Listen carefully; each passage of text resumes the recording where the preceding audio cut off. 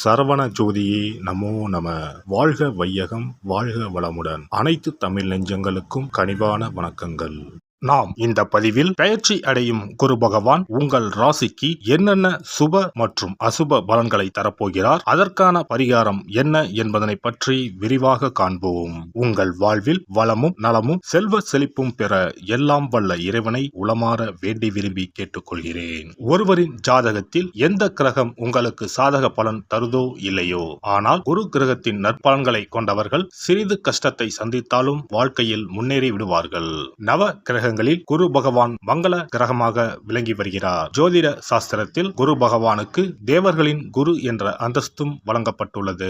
இவர் நல்ல பலன்களை அளிக்கும் கிரகமாக கருதப்படுகிறார். திருமணம், மகிழ்ச்சி, குழந்தைகள், நல்ல அதிர்ஷ்டம், அறிவு, கல்வி, பேச்சாற்றல், மரியாதை, நல்ல ஒழுக்கம் ஆகியவற்றுக்கு இவர் காரணியாக உள்ளார். ஒருவரது ஜாதகத்தில் குரு பகவான் நல்ல இடத்தில் இருந்தால் அவர் வாழ்வில் மிகுந்த மகிழ்ச்சியையும் செழிப்பையும் பெறுகிறார். அவர் வெற்றியின் உச்சம் தொடுவதை யாராலும் தடுக்க முடியாது.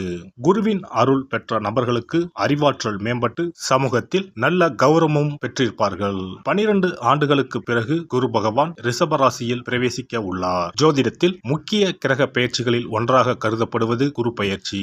இந்த ஆண்டு குரு பெயர்ச்சி 2024 மே 1ஆம் தேதி நடக்க உள்ளது.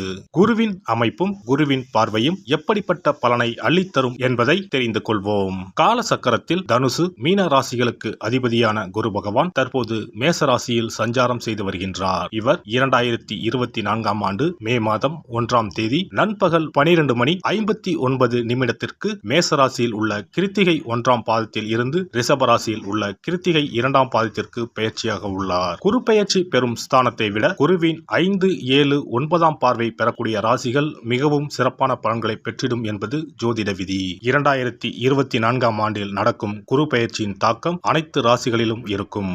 எனினும் சில ராசிகளுக்கு குருவின் இந்த மாற்றம் பலவித நற்பலன்களை அளித்தரும். இவர்கள் எடுத்த காரியங்கள் அனைத்திலும் வெற்றி பெறுவார்கள். நீண்ட நாட்களாக நடக்காமல் இருந்த பல விஷயங்கள் குரு பெயர்ச்சிக்கு பிறகு வெற்றிகரமாக நடந்து முடியும்.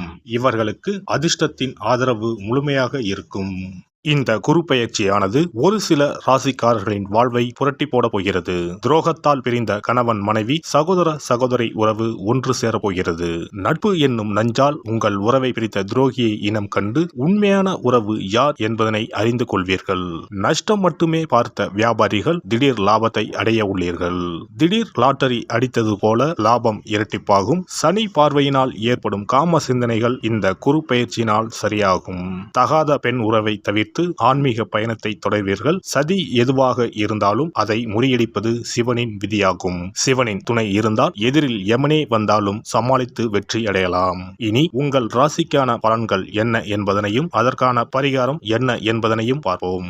மீனராசி அன்பர்களே, உங்கள் ராசிக்கு 2ஆம் வீட்டில் அமர்ந்த ராசிநாதன் குரு பகவான் மே மாதம் முதல் 3ஆம் வீடான தைரியம், சகோதரம், வீரம், எழுத்தறிவு, விளையாட்டுத்துறை என்று சொல்லப்படும் இடத்திற்கு மாறுகிறார். ஏற்கனவே இருந்த இடம் நல்ல இடம்தான். குரு பகவான் 3ஆம் வீட்டில் மறைந்தாலும் குரு பகவானின் பார்வைப்படும் 7, 9, 11 பாவங்களால் யோகத்தை அனுபவிக்க போகிறீர்கள்.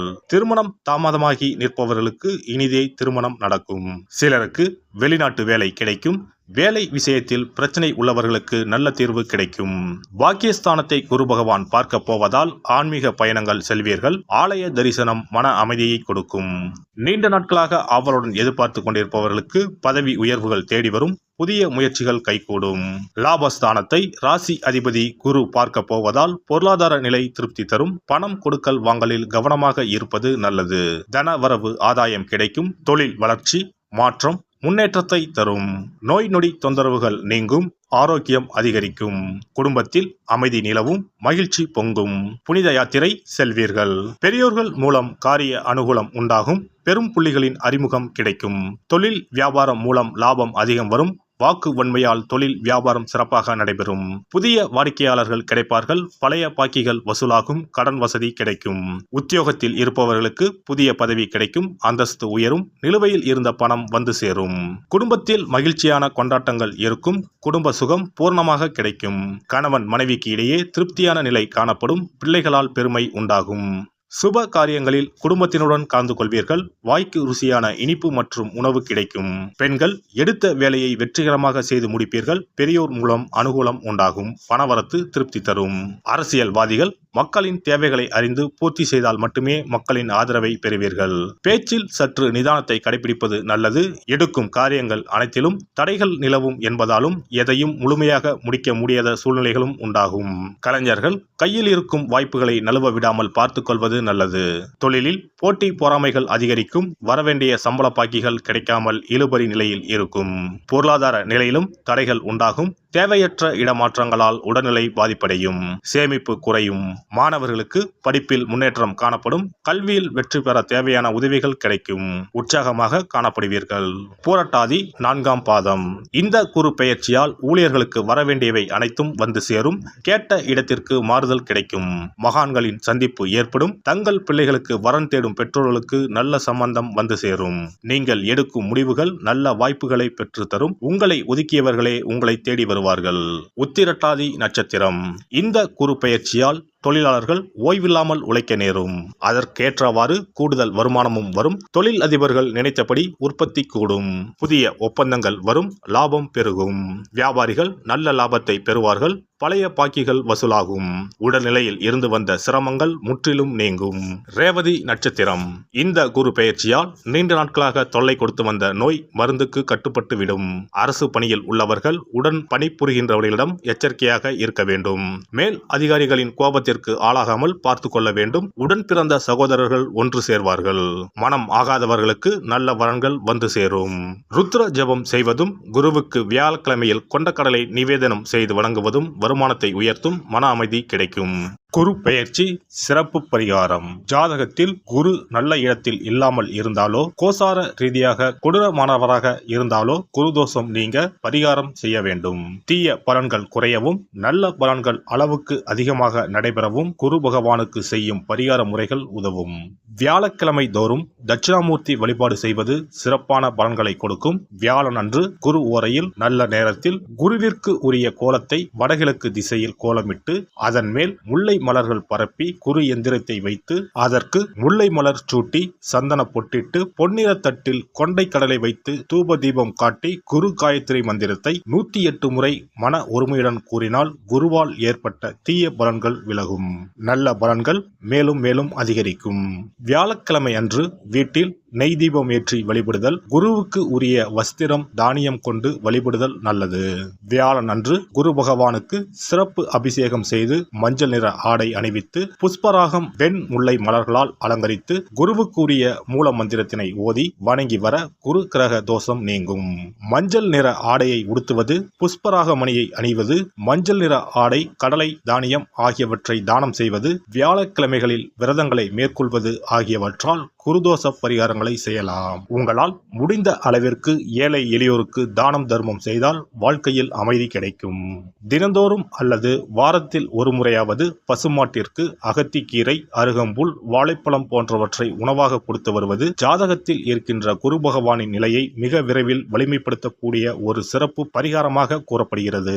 ஜாதகத்தில் குரு வலிமை இழந்திருக்கும் நிலையில் வியாழக்கிழமைகளில் அவருக்கு உரிய மஞ்சள் நிறத்தில் இருக்கும் லட்டுகளை வாங்கி தட்சிணாமூர்த்திக்கு நைவேத்தியம் செய்து கோவிலுக்கு வரும் பக்தர்களுக்கு வழங்குவதும் மங்களகரமான மஞ்சள் நிற பொருட்களை பிறருக்கு தானம் கொடுப்பதும் சிறந்த பரிகாரங்களாகும். குரு பகவானின் பரிபூர்ணமான அருள் கிடைக்க கோவில்களில் நடைபெறும் யாக பூஜைகளுக்கு தேவையான பொருட்களை வாங்கி தரலாம். ஒரு முறையாவது ஆலங்குடி சென்று குரு பகவானை வழிபாடு செய்து வாருங்கள்.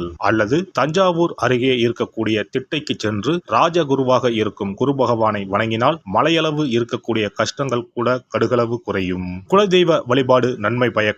முடிந்தால் மாதம் ஒரு முறை குலதெய்வ கோவிலுக்கு சென்று வழிபட்டு வருவது நல்லது. ஒரு முறை திருச்செந்தூர் சென்று முருகப்பெருமானை வழிபட்டு வந்தால் இந்த குரு பெயர்ச்சி சிறப்பான பலன்களை தரும். உங்களின் வாழ்க்கையில் பொருள் ஈட்டும் முயற்சிகள் அனைத்தையும் வியாழக்கிழமைகளில் தொடங்குவதும் நல்ல பலனை கொடுக்கும். குறிப்பாக வியாழக்கிழமைகளில் வருகின்ற ஏகாதசி தினங்களில் நற்காரியங்களை தொடங்கினால் நன்மைகளை பெறலாம். வியாழக்கிழமைகளில் தங்கள் சக்திக்கு இயன்ற அளவில் அன்னதானம் செய்வது குரு பகவானின் நல்லருளை உங்களுக்கு பெற்றுத்தரும். அன்னதானம் செய்வதன் காரணமாக உங்கள் ஜாதகத்தில் இருக்கின்ற குரு கிரக தோஷங்கள் நீங்கி குரு கிரகத்தை பலப்படுத்தி உங்கள் வாழ்க்கையில் நீங்கள் விரும்பிய பலன்கள் தங்க தடையில்லாமல் கிடைக்கச் செய்யும். எல்லாம் வல்ல இறையருளால் நீங்களும் உங்கள் அன்பு குடும்பமும் உடல் நலம், நீளாயுள், நிறை செல்வம், உயர் புகழ், மெய்ஞானம் ஓங்கி வாழ்க வளமுடன். இந்த வீடியோ பதிவு உங்களுக்கு பிடித்திருந்தால் லைக் பண்ணுங்க, கமெண்ட் பண்ணுங்க, ஷேர் பண்ணுங்க. மறக்காம சப்ஸ்கிரைப் பண்ணுங்க. பக்கத்துல இருக்கிற பெல் பட்டனை கிளிக் பண்ணுங்க. நன்றி, வணக்கம். ஓம் நமச்சிவாய. சிவாய நம.